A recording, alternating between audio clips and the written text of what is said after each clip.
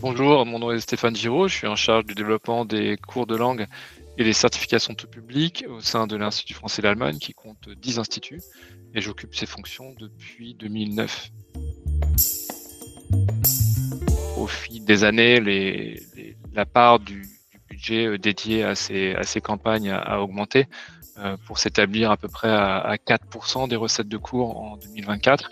On est sur un budget plateforme hors taxes, hors frais d'agence, autour de 100 000 euros l'année dernière. Ça se répartit sur différents canaux, les 3/4 environ sur Google, YouTube, etc. Un peu moins de 10% sur Microsoft Ads, environ 7% sur Meta et le reste qui représente 7 à 8% grosso modo si j'ai fait les bons calculs. C'est une plateforme qui s'appelle Taboola qui permet de diffuser des annonces sur différents sites au format natif et LinkedIn. Les objectifs qu'on se fixe en fait sont deux principalement, c'est travailler vraiment sur la notoriété, faire connaître la marque Institut français et puis travailler aussi sur l'acquisition, donc vraiment plus le faire acheter.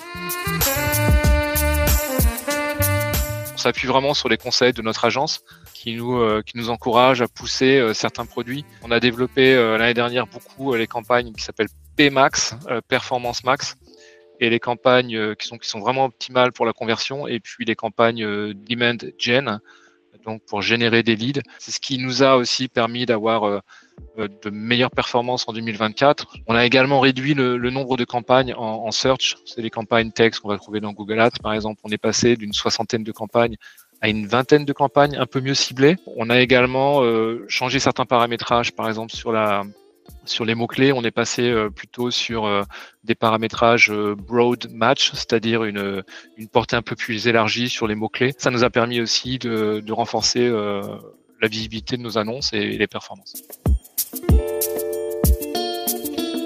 Suite à un piratage en 2024, on a dû suspendre les campagnes pendant pas mal de mois, 6 mois environ, et on a souhaité reprendre doucement. On s'est rendu compte également que pendant cette période où on n'était pas présent sur Meta, on a perdu des publics sur les niveaux grands débutants, et on a également perdu des publics sur les niveaux cours enfants, cours ados. On est passé effectivement de campagnes de conversion à des campagnes de notoriété.